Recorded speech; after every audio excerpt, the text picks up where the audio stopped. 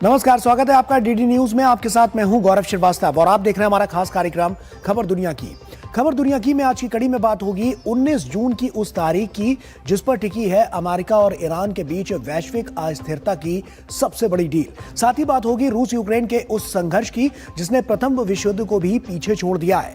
करेंगे इन अहम विषयों पर चर्चा खास मेहमान के साथ। तो चलिए शुरुआत करते हैं और सबसे पहले नजर डालते हैं हेडलाइंस पर।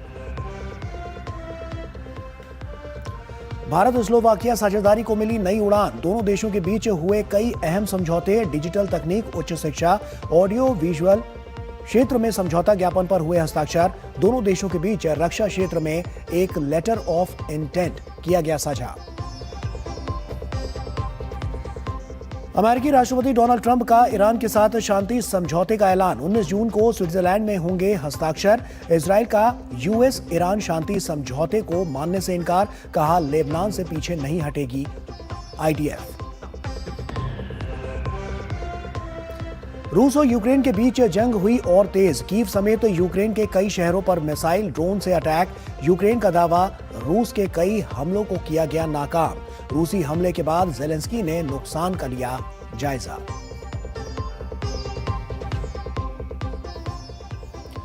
ओमान में फंसे 20 भारतीय सुरक्षित स्वदेश लौटे। 11 जून को हमले के बाद जलाया गया विशेष बचाव अभियान। भारतीय चालक दल के सदस्यों ने जताया सरकार का आभार।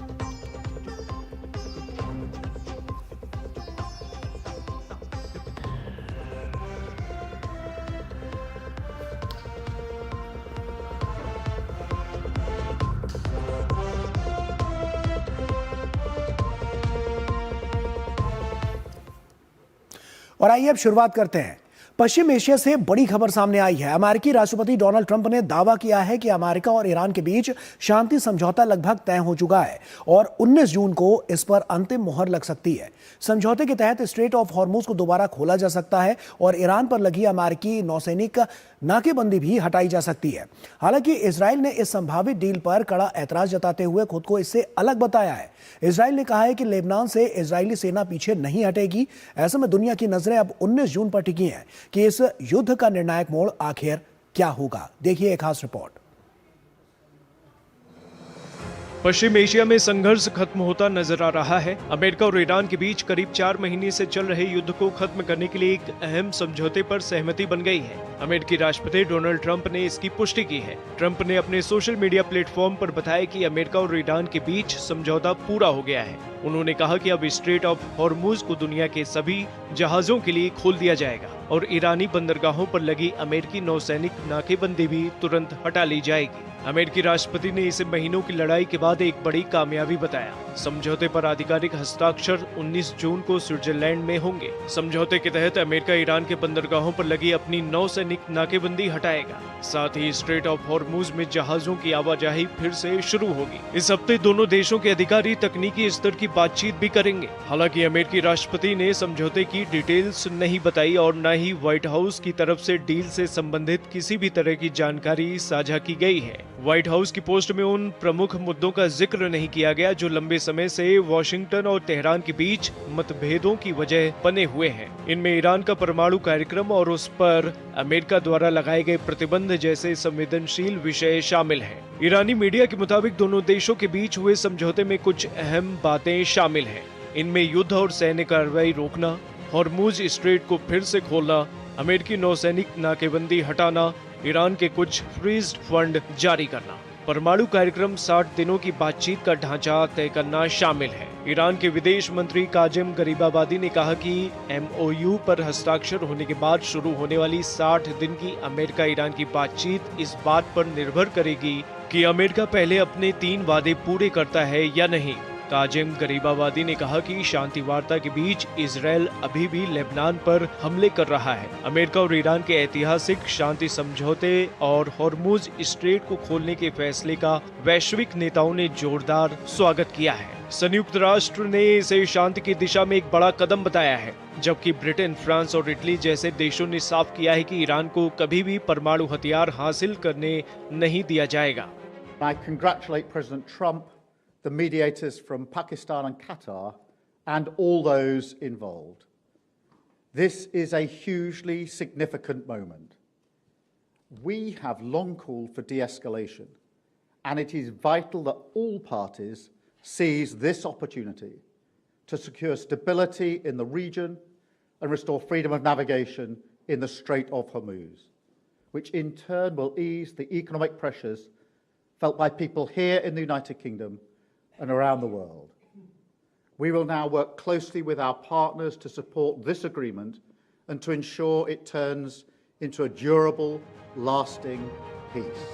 जर्मन चांसलर ने इस सफलता के लिए राष्ट्रपति ट्रंप को बधाई दी है और फ्रांसीसी राष्ट्रपति ने जलमार्ग को बिना शर्त तुरंत खोलने की कड़ी मांग की है। इसके साथ ही जापान, ऑस्ट्रेलिया और न्यूजीलैंड ने इस अहम समझौते को वैश्विक अर्थव्यवस्था और सुरक्षित समुद्री व्यापार के लिए एक बहुत बड़ी राहत बताया है। इस बीच शांति समझौते की खबर से दुनिया में शेयर बाजार में उछाल से लेकर कच्चे तेल की वैश्विक कीमतें घटनी शुरू हो गई हैं। कच्चे तेल की कीमत $84 प्रति बैरल से नीचे आ चुका है। अब उम्मीद की जा रही है कि जब शांति समझौते पर आखिरी मुहर लगेगी तो दुनिया के बाजार में और स्थिरता आएगी।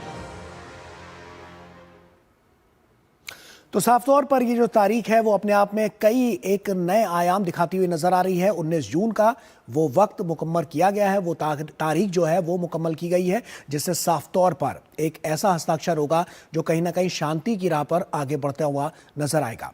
लेफ्टिनेंट माफ कीजिएगा retired lieutenant general Sanjay Kulkarni हमारे साथ जुड़ रहे हैं, फॉर्मर डायरेक्टर है जनरल इन्फेंट्री। सर बहुत स्वागत आपका। सवाल यही है, 19 जून की वो तारीख मुकम्मल तो होती हुई नजर आई है जैसा कि ट्रंप कह रहे हैं, लेकिन क्या लगता है कि जो परमाणु नियंत्रण की बात जो की जा रही थी, क्या उस पर भी कोई पेच अभी भी फंसा हुआ नजर आ रहा है? क्योंकि डिटेल में कोई बात अभी तक निकलकर सामने नहीं आई है। बहुत बहुत धन्यवाद गौरव।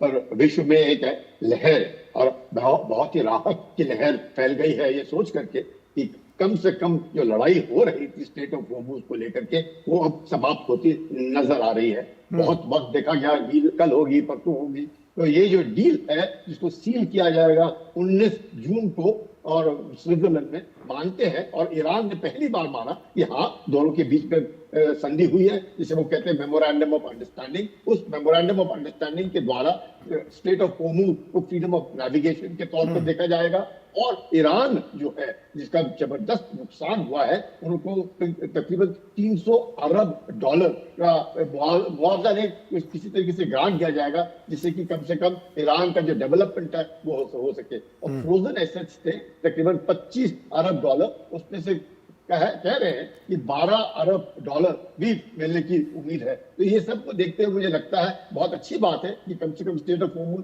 और जो नाकाबंदी कर रही थी अमेरिका ने स्टेट ऑफ होर्मुज को, स्टेट ऑफ होर्मुज में कोई भी अभी कह रहे हैं कि कोई भी टोल यानी कि कोई भी जो ईरान है जिसको उन्होंने पर्शियन गल्फ स्टेट अथॉरिटी बनाया था 5 मई 2026 को, ये सोच कर कि वो कुछ टोल कलेक्ट करेंगे, वो भी नहीं करेंगे ऐसे कहा जा रहा है। तो हम उम्मीद लगा सकते हैं और सोच सकते हैं कि अगर उम्मीद है तो शायद हो। और लेबनान को लेकर के जो बातचीत हुई वो भी बहुत ही सकारात्मक है।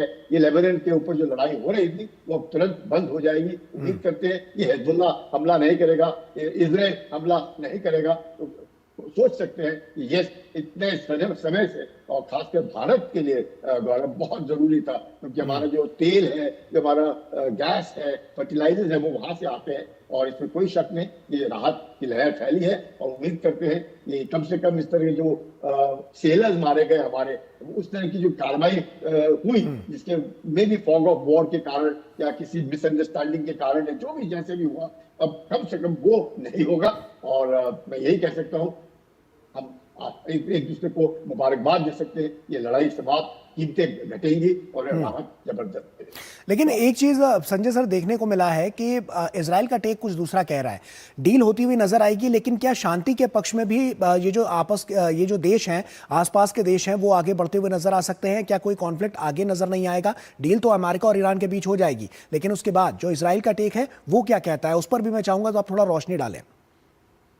ये एक बहुत ही गौरव जो आप कह रहे हैं, यही एक मुद्दा है जिसको लेकर के कई बार, क्योंकि कहा जा रहा है कि अगर अमेरिका ईरान को अरबों डॉलर देगा उनके डेवलपमेंट के लिए, तो वो चाहते हैं कि वो उस पैसे को हमास को, हिजबुल्लाह को, हुजी को ना दे और वहां पे डाइवर्ट करके उनको प्रॉक्सीज को ना बनाए। तो उम्मीद कर सकते हैं कि कम से कम और इजराइल ने भी अब लड़ाई में तकरीबन 1500 स्क्वायर किलोमीटर का इलाका पकड़ रखा है, चाहे वो गाजा में है, चाहे वो लेबनान में है, चाहे वो गोलान हाइट्स में है, चाहे वो वेस्ट जेरूसलम में है, कहीं ना कहीं। तो उम्मीद करते हैं कि जो ईरान कह रहा है कि आप लेबनान खाली करो, उस पर मुझे शक होता है कि मुझे नहीं लगता है कि इजराइल इतनी आसानी से लेबनान खाली करेगा।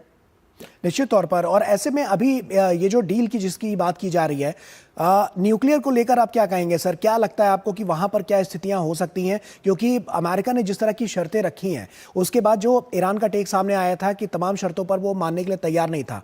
एमओयू की बात क्योंकि अभी तक हम देख रहे हैं कि अमेरिका की तरफ से, यानी कि ट्रंप की तरफ से सामने आई है। ऐसे में ईरान की तरफ से क्या कुछ हो सकता है? क्या इसमें कोई और भी शर्तें रखी जा सकती हैं, या उसके बाद ये जो तैयारी जो होगी इसकी, या ये जो समझौता होता हुआ नजर आएगा, ये सिर्फ अमेरिका के फेवर में ही जाता नजर आएगा?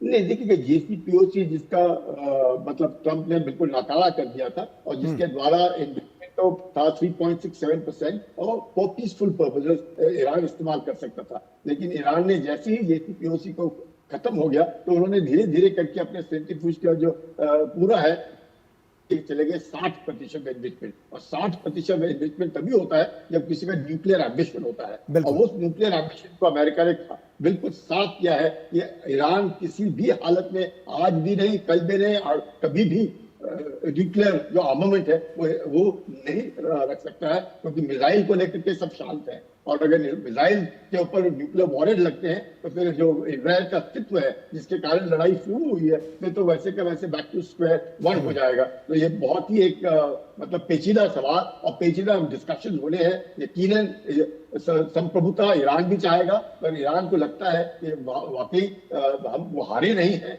और उनका सबका मनोबल ऊंचा रहा है, और उन्होंने अमेरिका को यकीनन इस बात पर बताने की कोशिश की है कि ईरान इकट्ठा है, आप ईरान को हमला इस तरीके से नहीं कर सकते हैं, और ईरान का जो नुकसान हुआ है उसकी जो पूर्ति है वो अमेरिका करने के लिए राजी है। पर स्टेट ऑफ होर्मुज, यानी कि 27 फरवरी 2026 को जो सिचुएशन थी फ्रीडम ऑफ नेविगेशन की, वो वापस आ जाएगी।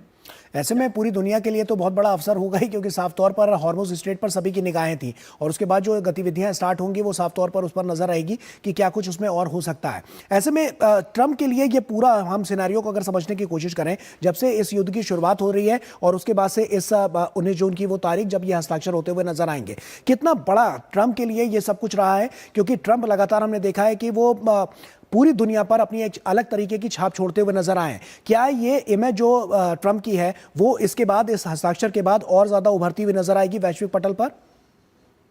बिल्कुल, मुझे लगता है 15 से 17 जो मीटिंग हो रही है G7 का, उसमें जो उनका बॉडी लैंग्वेज होगा वो दिखाएगा कि मैंने कुछ किया है और जीत हासिल की है, लड़ाई समाप्त की है। उनका चलने का ढंग, उनका बोलने का ढंग, उनका ना एक दूसरे से हाथ मिलाने का ढंग, झप्पी पाने का ढंग, मतलब आपको पता चल जाएगा कि ये वाकई जो G7 समिट में किस प्रकार से ट्रंप अपने आप को पेश करते हैं कि उन्होंने एक बहुत जबरदस्त जीत हासिल की है, विश्व को एक तरीके से शांति प्रदान करने की कोशिश की है। क्योंकि यहाँ से जो तेल जाता है गौरव, 20% उसमें से 80% एशिया में आता है, यानी कि भारत, चीन, जापान, साउथ कोरिया और बाकी देश। तो 80% अगर तेल आता है तो सबसे ज्यादा तो किल्लत हम लोगों को परेशानी हो रही थी बनिस्पत की वेस्टर्न नेशंस को। तो इसको देखते हुए मुझे लगता है, इसमें कोई शक नहीं कि अगर मुझे लगता है कि पीस डील हो जाता है, स्टेट ऑफ होर्मुज खुल जाता है, ये बहुत बड़ी एक जीत होगी। और ट्रंप को हम दे सकते हैं, जिन्होंने मीडिएट किया, नेगोशिएट किया, उनको भी हम लोग मुबारकबाद दे सकते हैं कि उनकी मेहनत रंग लाई। चलिए संजय जी, आप बने रहिए हमारे साथ। और खैर, इस पर तो नजरें सबकी रहेंगी कि 19 जून का वो दिन जब ये हस्ताक्षर होते हुए नजर आएंगे, उस पर पूरी दुनिया की नजरें टिकी रहेंगी। आप भी हमारे साथ बने रहिए, क्योंकि बुलेटिन में यहाँ फिलहाल एक छोटे से ब्रेक का वक्त हो गया है, लेकिन ब्रेक के उस पार जब लौटेंगे तो रूसी हमले से कैसे दहला है यूक्रेन, ये आपको बताएंगे, रिपोर्ट भी दिखाएंगे और उसी पर चर्चा करेंगे। छोटा सा ब्रेक ले रहे हैं, जल्द हाजिर होते हैं।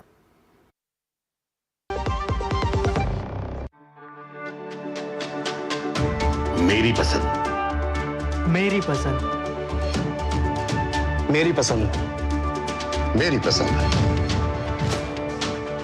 हमारी पसंद, हम सबकी पसंद। मजबूत देश का मजबूत सरिया हो गया स्टील। ब्रेक के बाद एक बार फिर से आप सभी का स्वागत है। रूस और यूक्रेन के बीच जारी युद्ध थमने का नाम नहीं ले रहा है। 4 साल से ज्यादा समय से चल रहा यह संघर्ष अब और भी विनाशकारी होता जा रहा है। पिछले 24 घंटे में रूस ने यूक्रेन की राजधानी कीव समेत कई शहरों पर दर्जनों मिसाइलों और सैकड़ों ड्रोन से हमला किया है, जिससे भारी तबाही मची हुई है। और इस बीच यह युद्ध अब प्रथम विश्व युद्ध की अवधि को भी पीछे छोड़ चुका है और आधुनिक इतिहास के सबसे लंबे और विनाशकारी संघर्षों में से शामिल हो गया है। और ऐसे में भविष्य के आसार अब क्या दिखाई दे रहे हैं, इस पर देखिए हमारी खास रिपोर्ट।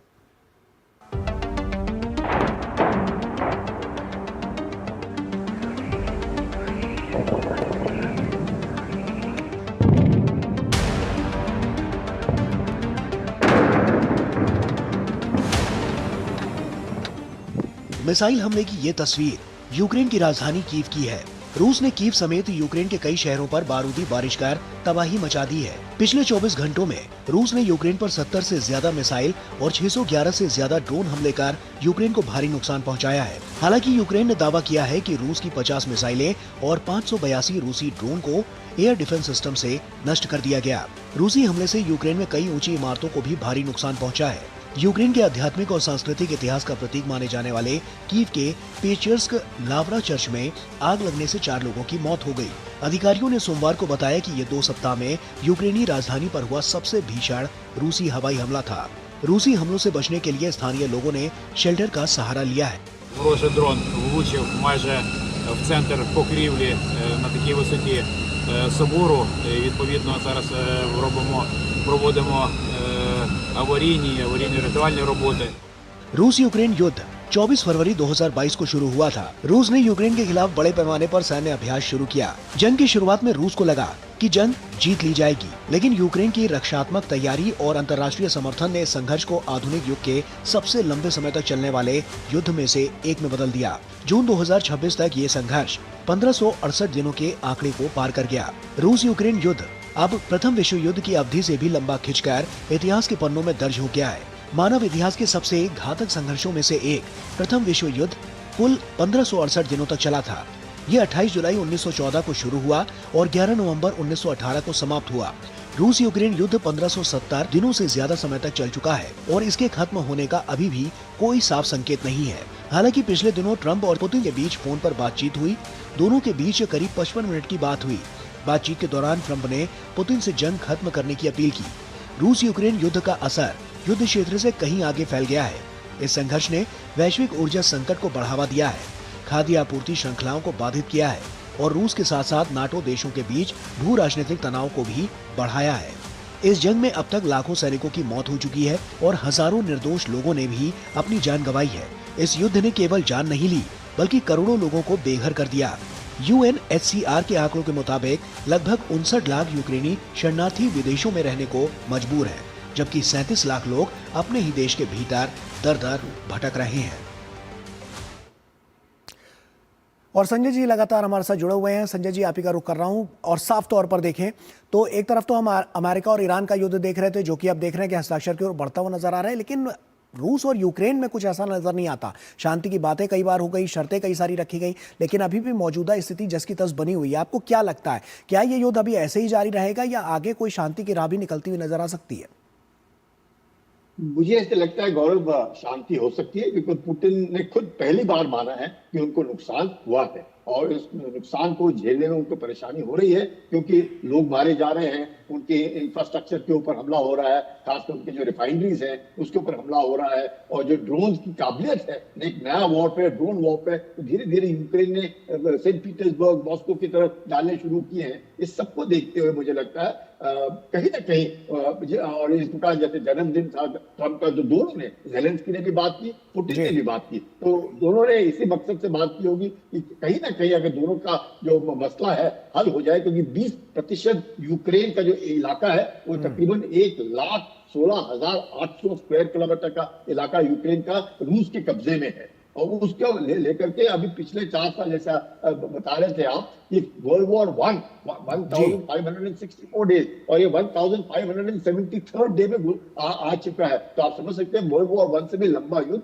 जिसमें अभी तक पिछले 4 साल में अमेरिका ने यूक्रेन को 180 अरब डॉलर दिए हैं। यूरोपियन यूनियन ने यूक्रेन को 190 अरब डॉलर दिए हैं। तो आप समझ सकते हैं अगर तकरीबन 400 अरब डॉलर का नुकसान और इस तरह की बातचीत, और रूस को भी, जैसे आपने बिल्कुल ठीक कहा, नुकसान यूक्रेन को भी हो रहा है, नुकसान रूस को भी हो रहा है, और जबरदस्त जिस प्रकार से अभी हमला किया है। लेकिन हम ये भी देख रहे हैं संजय जी, क्योंकि ये जो हमले हैं वो ताबड़तोड़ और तेज गति से जारी होते हुए नजर आ रहे हैं, तो युद्ध में अभी तो कोई शांति का पक्ष नजर नहीं आता। हालांकि अपने अपने दावे हैं, अपनी अपनी बात है, लेकिन पेच कहीं ना कहीं फंसा हुआ जरूर है, जिस पर साफ तौर पर जो पुतिन चाहते हैं वो जेलेंस्की नहीं मानते, और जो जेलेंस्की चाहते हैं वो पुतिन नहीं मानते। तो ये जो अनबन की स्थिति है, इसी वजह से ये युद्ध और ज्यादा भीषण होता हुआ नजर आ रहा है।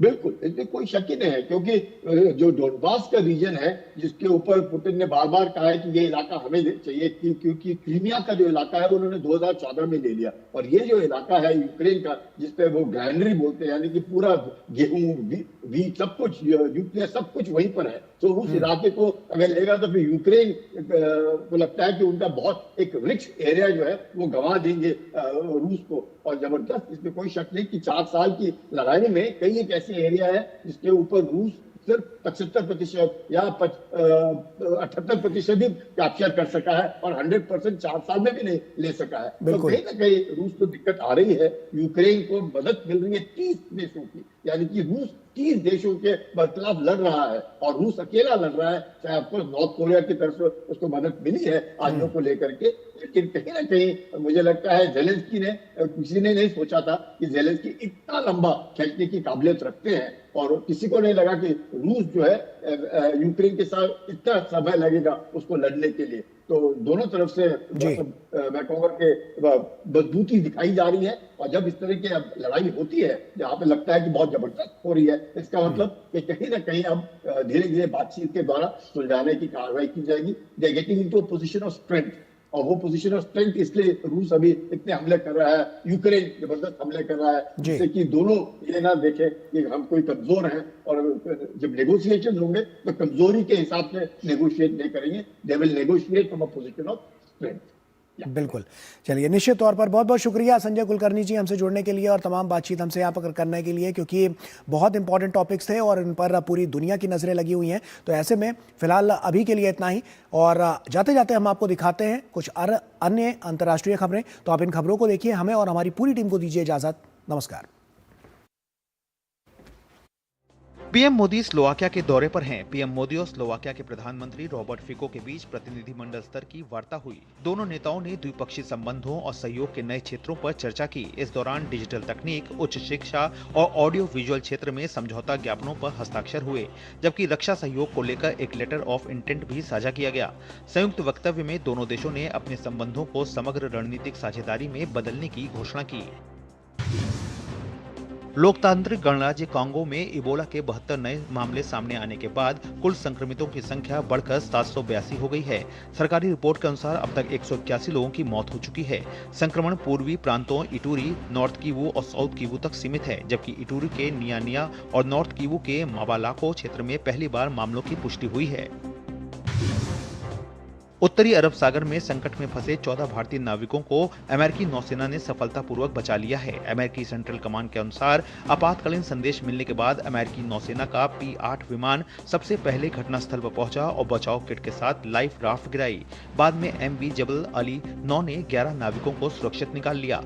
वहीं तूफानी समुद्र में बचाव नौका पलटने के बाद अमेरिकी नौसेना के MH-60S सी हॉक हेलीकॉप्टर ने 3 अन्य नाविकों को बचाकर जहाज पर पहुंचाया। सभी 14 नाविक सुरक्षित हैं।